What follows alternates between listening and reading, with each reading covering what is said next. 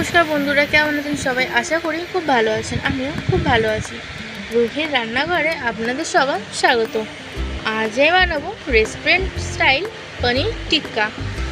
তার জন্য আমি এখানে নিয়েছি হচ্ছে 250 থেকে 300 গ্রাম ফ্রেশ পনির, নিয়েছি হচ্ছে দুটো পেঁয়াজ দুটোকে মাঝখান থেকে কেটে নিয়েছি, নিচে হচ্ছে সবুজ ক্যাপসিকাম, লাল ক্যাপসিকাম আর হলুদ ক্যাপসিকাম।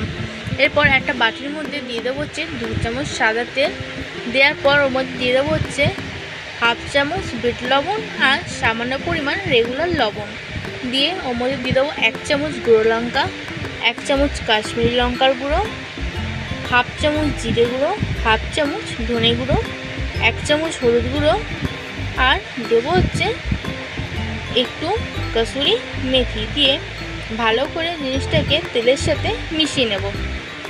তেলের সাথে মিশিয়ে নেওয়ার পর ওর মধ্যে দিয়ে দেবো হচ্ছে 1 বাটি ফ্যাটানো টক দই। টক দইটা দিয়ে ভালো করে কিন্তু তেলের সাথে মিশিয়ে নিতে হবে, যাতে না টক দইয়ের কোনো দানা দানা জিনিসটা বোঝা যায় আর টক দইটা একদম মসৃণ হয়। ভালো মতন দেখুন আমি কিন্তু ফেটিয়ে নিচ্ছি আবারও। দিয়ে এর মধ্যে তুলে দেবো হচ্ছে পনিরের কিউবগুলো। দিয়ে ভালো করে কিন্তু পনিরের সাথে মশলাটাকে আমি মাখিয়ে নিচ্ছি।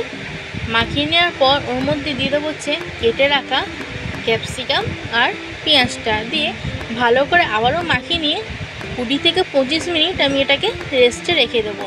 20 থেকে 25 মিনিট রেস্টে রাখলে জিনিসটা ভেতরে কিন্তু মশলাগুলো ঢুকে যাবে আর খেতে কিন্তু দারুণ হবে।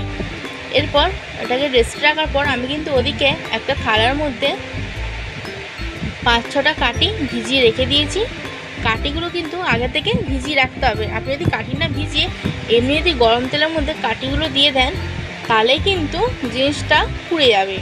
এরপর দেখুন কাঠিটা ভিজিয়ে রাখার পর পনির আর ক্যাপসিকাম পেঁয়াজগুলো এক এক করে কাঠির মধ্যে ঢুকিয়ে দিয়েছি। এরপর একটা প্যানের মধ্যে দিয়ে দিচ্ছে সাদা তেল। দেখো তেলটা যখন হালকা গরম হয়ে আসবে দিয়ে দেবো হচ্ছে পনিরের স্টিকগুলো। দিয়ে ভালো করে কিন্তু এপিট ওপিট আমি লাল লাল করে আর একটু কালো কালো করে পুড়িয়ে নিয়ে ভেজে নিয়েছি। এরপর আমি এটাকে নামিয়ে নেব আর ওপর থেকে সামান্য বিট লবণ আর একটু লেবু ছড়িয়ে জিনিসটাকে সার্ভ করব। তো রেডি আমাদের রেস্টুরেন্ট স্টাইল পনির টিক্কা। ভিডিওটি ভালো লাগলে like comment share and subscribe করে দেবেন। আর এরম রেসিপি ঘরে বানিয়ে দেখবেন, খেতে খুব দুর্দান্ত। আজকের জন্য